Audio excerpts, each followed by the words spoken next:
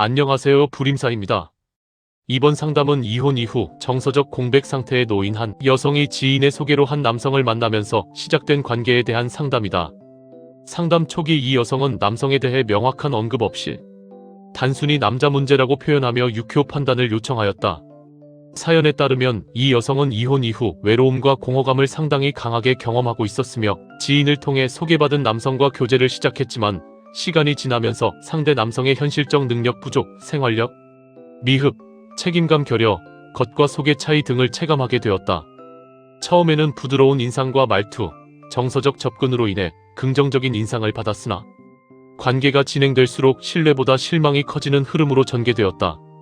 이 여성의 사주는 기운년 무진월 갑자의 경호시로 구조적으로 도화성과 홍염, 홍란의 기운이 강하게 작용하는 명식이다.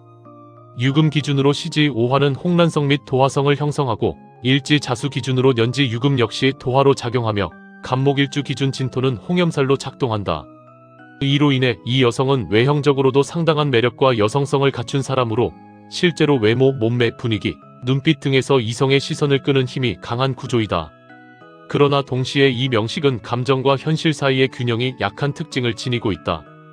일지 자수와 시지의 경호가 천충지충을 이루어 감정의 안정성이 흔들리며 내면의 감정, 기복과 외부 관계 충돌이 반복될 수 있는 구조이다. 특히 갑자일과 경호시의 충은 이상과 현실, 감정과 판단이 지속적으로 충돌하는 형태로 나타나며 관계에서 안정적으로 한 방향으로 흐르기보다 반복적인 흔들림과 변화가 나타나는 특징이 있다. 또한 이 사주는 토기운 재성이 강하게 형성되어 있어 현실적 욕구와 물질적 안정에 대한 의존도가 높다. 그러나 식상 구조가 안정적으로 발달하지 못하고 일지 자수에 의해 상관 오화가 깨지는 구조이기 때문에 자신의 능력과 생산성을 통해 재물을 안정적으로 만들어내는 흐름보다는 외부 의존성 또는 관계를 통한 안정 욕구가 강하게 나타날 수 있다. 이는 연애 관계에서도 감정적 사랑보다 현실적 안정감, 보호받고 싶은 욕구, 생활 기반에 대한 기대가 함께 작용하는 형태로 이어진다. 여기에 자유귀문관살이 형성되어 있다는 점은 매우 중요하다. 자유귀문은 정신적 예민성과 감정의 깊이를 동시에 강화시키는 구조로 외부로는 밝고 사회성이 있어 보이지만 내면적으로는 공허감과 감정의 이중 구조를 갖는 경우가 많다. 특히 이 여성은 외로움이 깊어질수록 관계에 더 빠르게 몰입하는 경향이 있으며 감정이 한 사람에게 고정되기보다 내면의 결핍을 채우는 방향으로 움직이기 쉬운 구조를 가진다. 이러한 구조는 연애에서 강한 몰입과 동시에 빠른 실망, 반복적인 관계 변화를 만들 수 있는 기반이 된다. 여기에 음령 구조를 보면 더욱 복합적인 내면 흐름이 드러난다. 년지 유금은 병액지로 단절령과 배신령이 작용하며 인간관계에서 신뢰 붕괴 경험이 반복될 가능성을 암시하고 월지 진토는 대충지로 조상령, 애증령, 귀물령이 함께 작용하여 정서적으로 애증이 강하고 관계 판단이 혼재된 구조를 만든다.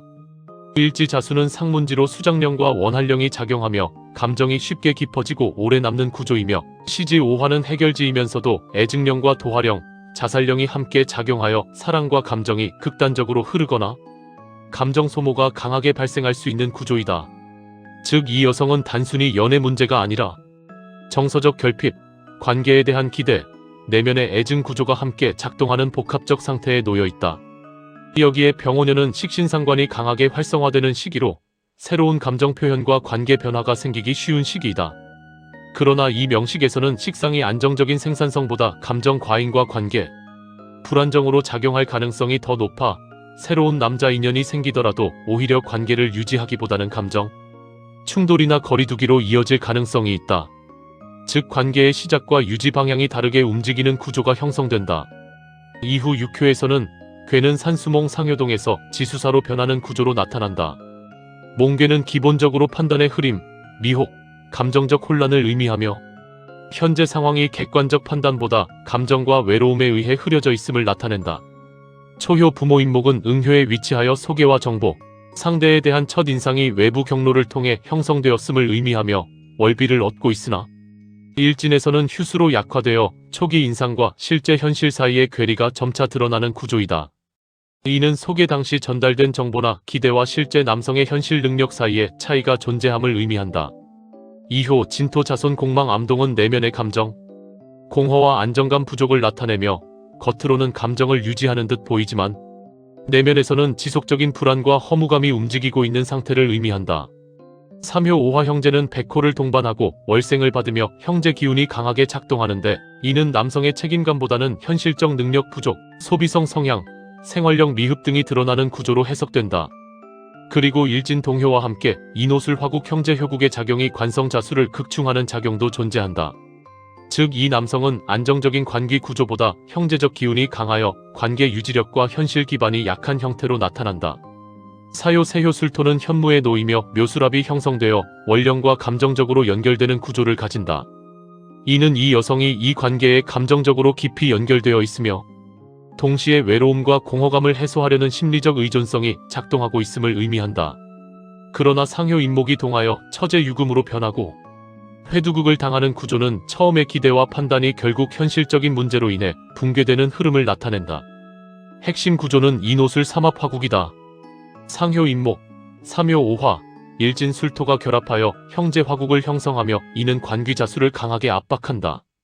이 구조는 남성의 책임성과 안정성을 약화시키고 현실 능력보다 감정적 흐름과 즉흥성, 소비성 성향을 강화하는 방향으로 작용한다. 따라서 이 관계는 감정적으로는 끌림이 존재할 수 있으나 현실적으로는 안정적인 결혼 구조로 이어지기 어려운 형태로 나타난다. 여기에 관귀자수는 묘월에서 휴수 상태이며 동시에 자묘형의 영향을 받는다. 자묘형은 관계의 비틀림, 말과 행동의 불일치, 은근한 불편함과 피로감을 의미하며 시간이 지날수록 상대의 실제 모습이 드러나면서 관계 만족도가 감소하는 구조이다. 또한 관귀자수가 청룡으로 시작되기 때문에 초기 인상은 부드럽고 괜찮아 보이지만 지속성은 약한 형태로 나타난다.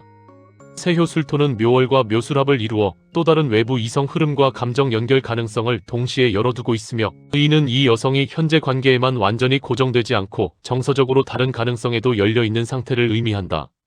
일지상문지는 현재 이성관계의 개입과 혼란을 의미하며 현재 남자와의 관계 속에서 이미 감정적 불안정과 판단 혼선이 진행되고 있음을 나타낸다.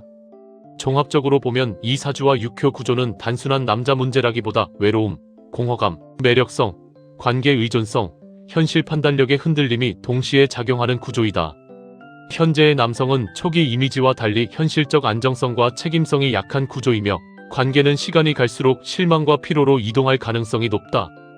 동시에 이 여성 자체도 도화성과 귀문 구조로 인해 새로운 관계 유입 가능성이 열려 있으며 현재 관계에 완전히 고정되기보다는 정서적 흐름에 따라 이동할 가능성이 존재하는 상태로 판단된다.